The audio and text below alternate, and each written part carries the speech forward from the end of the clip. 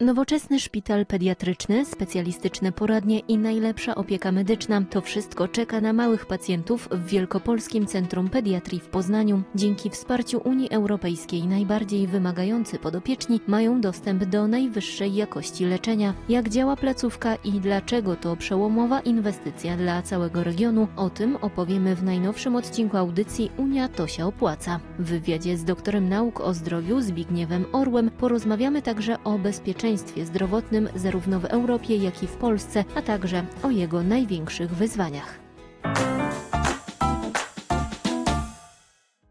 Tu każdy mały pacjent otrzymuje najwyższej jakości opiekę, a nowoczesne rozwiązania medyczne leczą nie tylko ciała, ale także serca i duszę. Wielkopolskie Centrum Pediatrii to jeden z najnowocześniejszych i największych szpitali pediatrycznych w Polsce. Wybudowana od zera placówka to jedna z najokazalszych lecznic dziecięcych w środkowej Europie, która wyposażona jest w nowoczesny sprzęt i technologię. Mali pacjenci z całego regionu mogą korzystać tu z izby przyjęć, szpitalnego oddziału ratunkowego, zakładu diagnostyki obrazowej, bloku operacyjnego oddziału intensywnej terapii czy zespołu poradni specjalistycznych.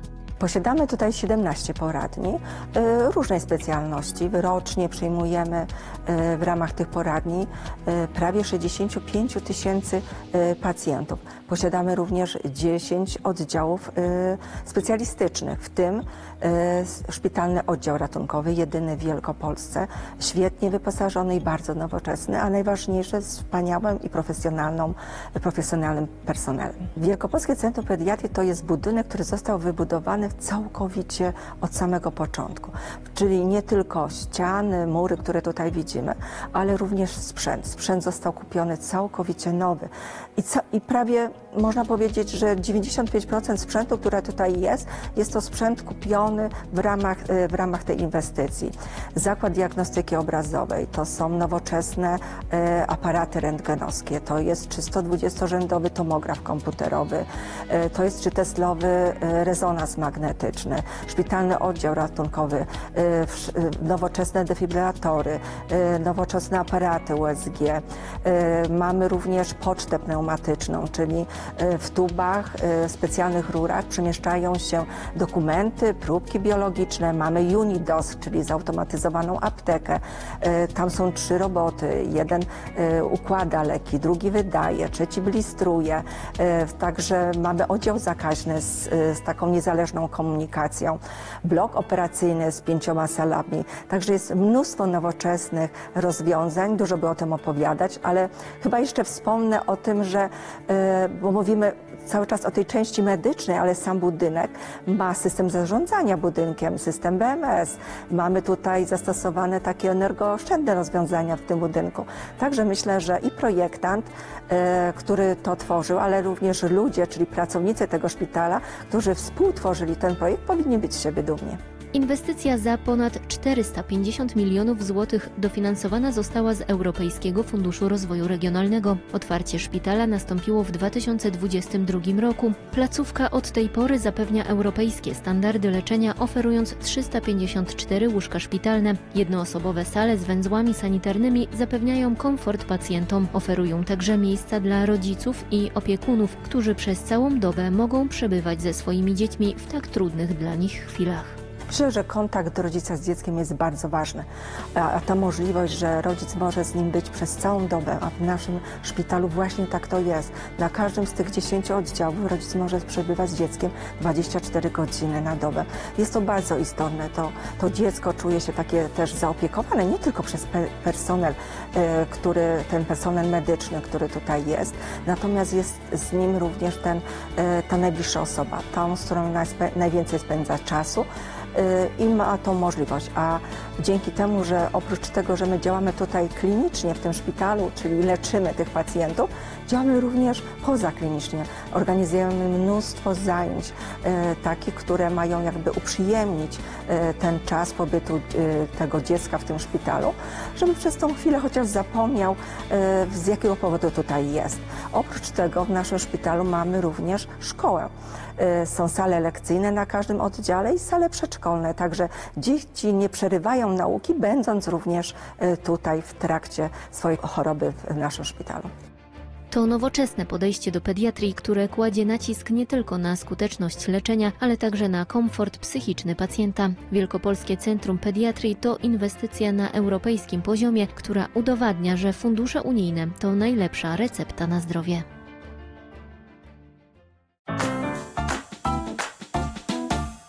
O bezpieczeństwie zdrowotnym w Polsce i w Europie i o jego największych wyzwaniach porozmawiam z doktorem nauk o zdrowiu Zbigniewem Orłem. Dzień dobry. Dzień dobry. Jak ocenia Pan opiekę zdrowotną w krajach Unii Europejskiej? W Unii Europejskiej opieka zdrowotna jest oceniana wysoko. To nawet nie o to chodzi, jak ja to oceniam, a są obiektywne raporty prowadzone przez OECD, przez niezależne agencje, które dostarczają nam powtarzalnej, zobiektywizowanej oceny krajów Unii Europejskiej i można powiedzieć, że one też porównują Unię Europejską i opiekę zdrowotną z najlepszymi systemami ochrony zdrowia na świecie i Europa w tym zakresie wypada bardzo dobrze. Oczywiście systemy w ochronie zdrowia w różnych krajach w Unii Europejskiej się różnią. Mimo że mamy jedną Unię Europejską, to jednak traktat unijny dopuścił, czy traktaty unijne dopuściły swobodę, dużą swobodę poszczególnych krajów w zakresie polityki zdrowotnej. W związku z tym one się różnią, ale wszystkie mają, można powiedzieć, wspólną cechę, a mianowicie oceniane są dobrze. No, zawsze jak rozmawiamy o jakiejś ocenie, to możemy powiedzieć, ale co to znaczy, że oceniamy dobrze? Jakie kryteria są brane pod uwagę? To może powiem coś najważniejszego.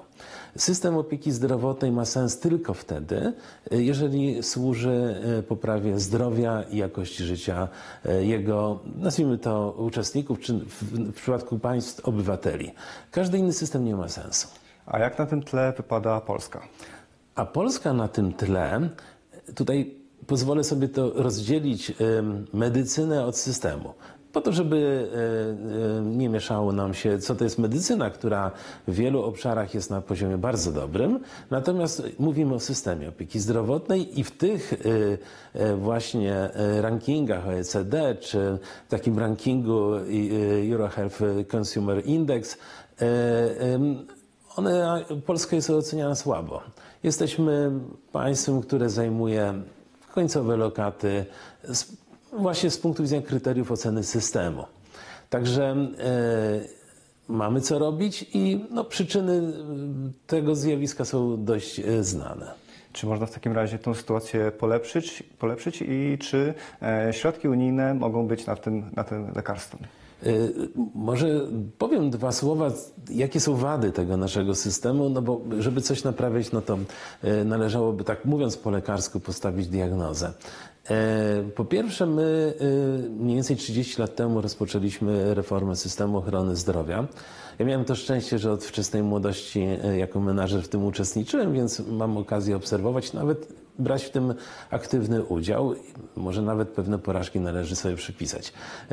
Natomiast ten system, który był reformowany, on był niedostosowany do potrzeb zdrowotnych, a jego główną cechą było dostosowanie infrastruktury medycznej do zasobów, które udało się w danym miejscu zgromadzić, w danym województwie czy powiecie. W związku z tym mamy w niektórych miejscach nadmiernie rozwiniętą infrastrukturę medyczną, a co za tym idzie kadry, co za tym idzie wiedzę, umiejętności medyczne. Z drugiej strony są miejsca, w których możemy znaleźć takie tak zwane białe plamy. Gdybyśmy sobie popatrzyli na to z punktu widzenia prawa, nasza konstytucja, jedyne o czym mówi, może nie jedyne, ale najważniejsze o czym mówi, mówiąc o systemie opieki zdrowotnej i prawach obywateli, mówi o tym, że my mamy wszyscy równy dostęp do systemu ochrony zdrowia. To gwarantuje nam konstytucja. Nie jest to zapewnione. To jeśli tak nie jest, to znaczy, że mamy wiele do zrobienia. Po drugie, pewnie jeszcze o tym będziemy mówić, polski system ochrony zdrowia, właśnie ten niezreformowany, niedostosowany do potrzeb, spotkał się z wyzwaniami współczesnymi, które dotyczą całej Europy. Czyli z wydłużeniem czasu życia, właśnie też między innymi dzięki medycynie, ale również z pandemią, czy z takimi zjawiskami jak obecnie migracja, czy związana z uchodźcami, czy też związana z wojną toczącą się na wschodzie. Czy my zatem możemy coś z tym zrobić? Oczywiście, że tak. Niemniej jednak jest to bardzo trudne. Gdybym miał powiedzieć, co jest głównym problemem tak naprawdę, to upartyjnienie polityki zdrowotnej. I tu nie odnoszę się do jakiejkolwiek partii politycznej. Partie polityczne, prowadząc rywalizację ze sobą, również traktują system ochrony zdrowia jako pole do tej rywalizacji. To jest bardzo złe. Gdybym mógł zacząć reformę polskiego systemu ochrony zdrowia, to spróbowałbym zaproponować rozwiązanie, które w możliwy sposób, bo przecież nie ma co być idealistą, że to jest realne w całkowitym wymiarze, ale w jakimś stopniu przynajmniej odpartyjnić ten system ochrony zdrowia. To oczywiście jest możliwe.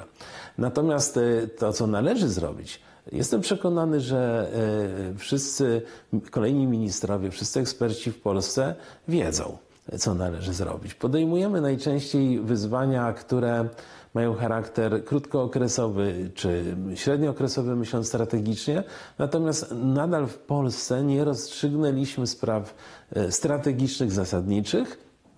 Jestem przekonany, że głównym tutaj powodem braku tego typu rozwiązań jest trudność w uzyskaniu konsensusu społecznego i politycznego do koniecznych zmian. A jakie największe wyzwania stoją przed Polską i przed Unią Europejską i czy te wyzwania są podobne? Tak, one są podobne i to jest jakaś nadzieja. One są podobne, ja już tu wymieniłem. Medycyna, jest to paradoksalne, ale ona sama sobie produkuje problemy.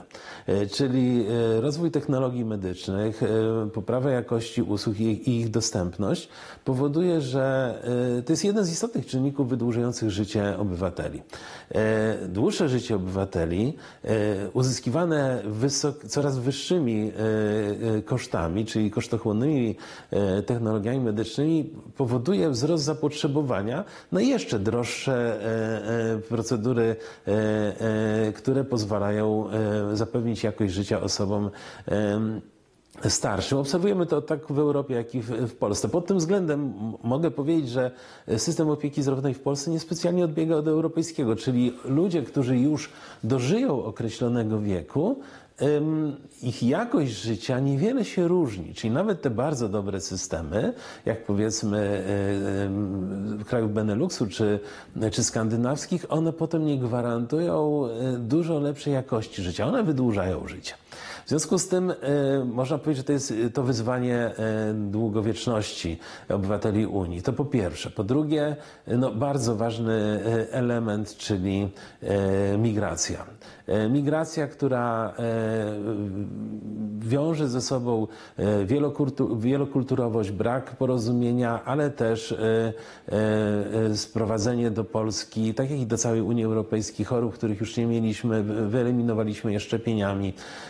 Brak zrozumienia oczywiście też tych osób dla europejskich systemów ochrony zdrowia. Jest to poważne zagrożenie. Polska w styczniu tego roku objęła prezydencję w Radzie Unii Europejskiej. Minister zdrowia powiedziała, że priorytetem jest bezpieczeństwo, także zdrowotne. Teraz pytanie, jakie powinny być najważniejsze cele tej prezydencji i czy jest to szansa dla Polski? Ja uważam, że to jest wielka szansa. Zastanawiałem się nad tym, czy wobec tego, że nie jesteśmy liderem, jeśli chodzi o kształt naszego systemu ochrony zdrowia w Europie, czy wprowadzanie do agendy prezydencji polskiej ochrony zdrowia ma sens. I doszedłem do wniosku, że tak, bardzo duży. A mianowicie tak sobie pomyślałem, że to jest właśnie taka metoda ucieczki do przodu. Czyli jeśli z jakichś powodów, to już nie jest istotne może z jakich nie rozwiązujemy istotnych problemów od wielu, wielu lat, być może, i jestem tego zwolennikiem, wprowadzenie na agendę unijną, do agendy unijnej tematu ujednolicenia systemów ochrony zdrowia byłoby cenne dla obywateli całej Unii z punktu widzenia poprawy dostępności do choćby nowych technologii, ale też jakości usług. Z drugiej strony standardy, które wypracowały niektóre państwa, mogłyby stać się dla nas dobrą praktyką dla poprawy właśnie systemu ochrony zdrowia w Polsce. Wyznaczenie dobrych strategii chroniłoby nas przed tym, aby tych pieniędzy, których nigdy nie będzie za dużo, ich jest naprawdę sporo, ale nigdy nie będzie za dużo, aby ich nie marnowano. Osobiście wydaje mi się, że największym marnotrawstwem jest wydanie pieniędzy na infrastrukturę, o której przypuszczamy już dzisiaj, że w przyszłości będzie nieprzydatna. W związku z tym, podsumowując, polska prezydencja to jest dobra okazja do tego, żeby ponazywać problemy, które istnieją w ochronie zdrowia. Jest oczywiste, że pół roku, prawda, trwa prezydencja, to jest za mało, aby rozwiązać którykolwiek z nich, ale zwykle jest tak, że rozwiązywanie problemów rozpoczyna się od nadania im właściwej wagi i nazwania ich. I wydaje mi się, że to jest to, co Polska jest w stanie zaproponować. I tym ważnym przesłaniem zakończymy. Dziękuję za rozmowę. Dziękuję bardzo. USB-C oficjalnie stało się standardową ładowarką we wszystkich krajach Unii Europejskiej. Taki obowiązek wprowadzony został 28 grudnia 2024 roku. Oznacza to, że obywatele Unii mają od tej pory jedną taką samą ładowarkę do wszystkich nowych telefonów, tabletów i aparatów. Dodatkowo szybciej naładują swoje sprzęty, ponieważ USB-C działa efektywniej niż wiele innych typów ładowarek, a przede wszystkim dzięki wprowadzonym standardom będą produkować mniej odpadów elektronicznych.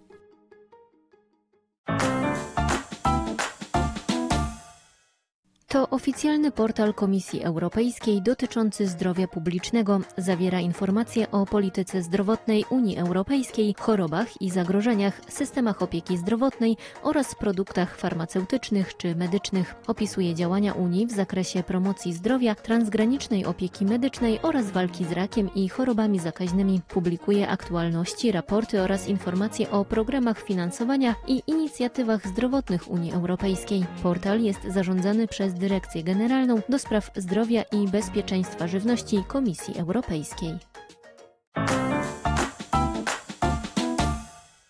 Inwestycje unijne w opiekę zdrowotną obejmują nowoczesne technologie i usługi e-zdrowia. To jest fakt.